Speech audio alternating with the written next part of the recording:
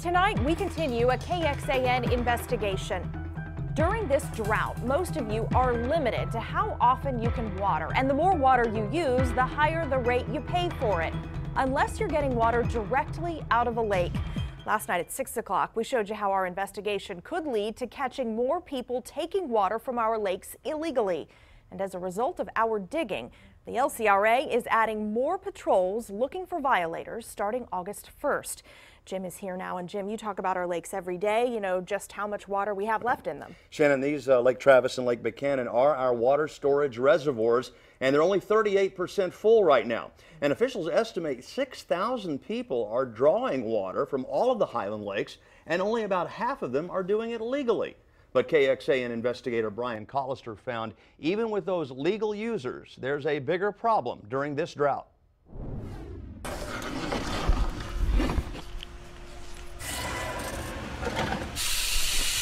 I'm very irritated by this. Dean Wilcox's house in Lakeway is near Lake Travis. Unlike some of his neighbors, he doesn't live close enough to run a pipe like this, called a straw, to water his grass and garden.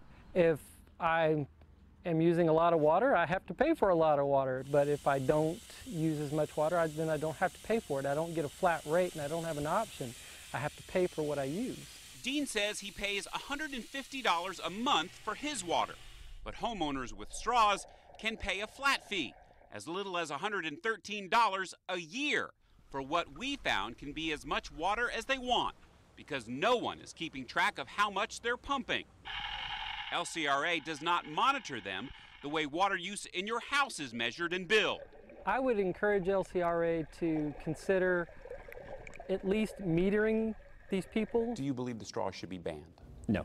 We asked the head of LCRA to respond to complaints from those who believe these straws, paying customers or not, should all be pulled. With such a severe drought, why allow people to draw from the lake to essentially just water their lawns? Because they have the same right to that water under a sell as anybody else would. So if they're willing to sign a contract, we will sell them that water because they have the right to use that water as they see fit. LCRA claims the water drawn by straw users, legal or not, is just a drop in the bucket. So we did the math. Turns out their use is less than 1%. Still, that amount is enough to drain Lake Marble Falls, the smallest of the Highland lakes, in 2 years. I don't give it enough water. Dean says during the drought, every drop counts. It's affecting our way of life out here because we can't enjoy the lake because they keep draining the lake. Right now, though, LCRA says it's not focused on measuring water use. It just wants to catch people using water illegally. After this week, we're told it will report violators to the Texas Commission on Environmental Quality. TCEQ tells us the fine could be up to $5,000 a day. And we'll let you know next week how many people rush to sign up and pay. Plus, we'll report in coming weeks how many fines have been issued. I'm KXAN investigator Brian Collister.